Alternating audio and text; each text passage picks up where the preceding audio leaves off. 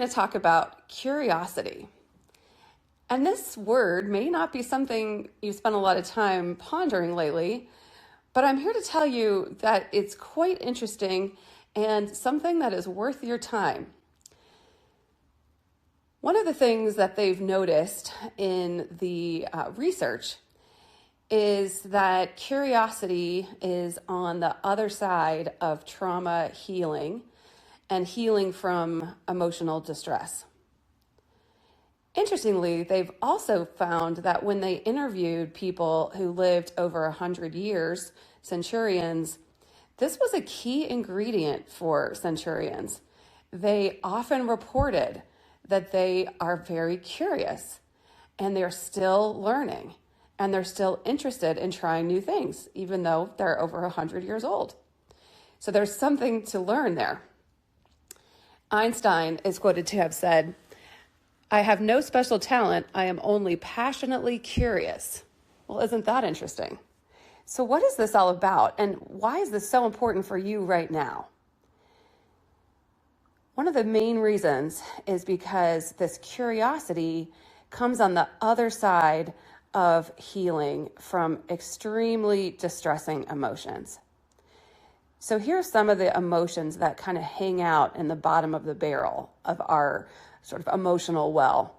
We have despair, shame, extreme desire, longing, a sense of hopelessness. We have shame, blame, grief. Are these emotions bad? Not necessarily. However, they are low resonance emotions. They have a low level of energy. They often zap energy from us. So although these emotions are important and they are valuable, they are also low vibration emotions. These emotions actually zap us versus adding to our well of energy. So we don't want to hang out here.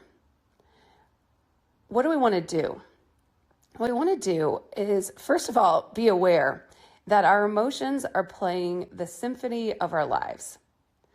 Our heart is pre-programmed to play the symphony.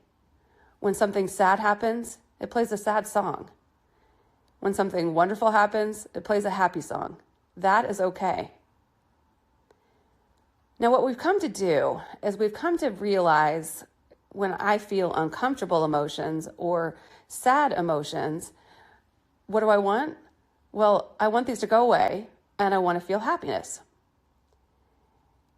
And I'm here to tell you that that is a trick that you're playing on yourself. So for a little kid, if you ask them what's sad, what's the opposite of sad, they're going to tell you happy. Well, in a very juvenile explanation, that's okay. But here as adults, we can do better. And what we've come to see is that while yes, it's possible to go from being very sad to being happy, that is a little bit of a shortcut. And what we have instead is we have these different layers of emotion that we need to work through. And right on the other side of the worst, most distressing emotions, this little thing called curiosity pops up. And so the person will be really walking through some tough stuff. And then all of a sudden, this voice will say, what if I do this? Maybe I could. And there's a question mark there. What if? Maybe, what if I just? And then there's a question mark. There's ideas popping up. There's a, maybe I could just call my friend. Maybe I could drive off to Santa Fe. Maybe I could go by a lake and throw some rocks in it. I've always wanted to do that. Maybe I want to drive to the mountains. Maybe I want to learn something new. I want to learn to play pool, learn to bowl. Things like this pop up.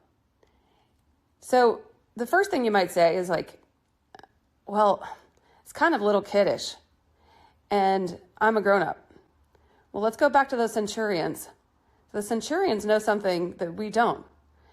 When they tell you they're intensely curious, there's a reason for that.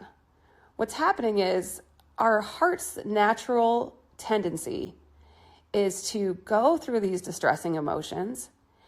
And once we've experienced them, we are programmed to let them go. But we don't do that. Typically what we do is the bad feelings, the rough feelings, the distressing, uncomfortable emotions, we push them back down. And they create a little field of energy inside our body that gets stuck in there.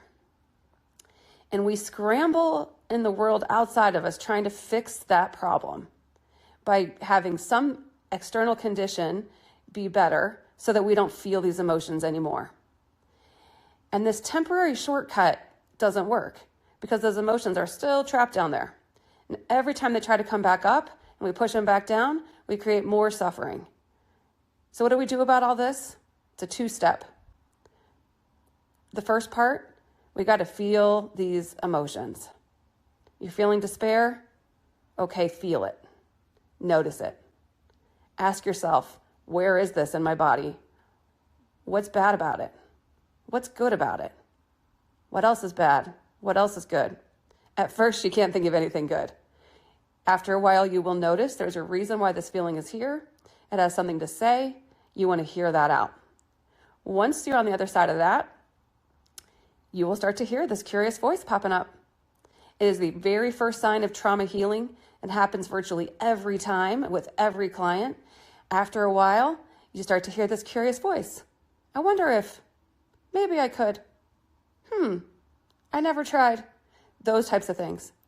And what that means is that there is something in you that has decided there's still something fun to do, some hope, some ideas, and you want to follow where that leads. This is your better self, your childlike self coming out to play. So as that curious voice starts talking to you, follow where it leads.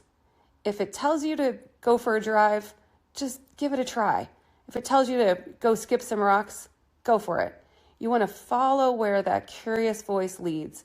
And that is where liberation from these distressing emotions comes, liberation from emotional suffering, liberation from yourself, which is where all of this pain is residing, is on the other side of this curious self. Give it a try.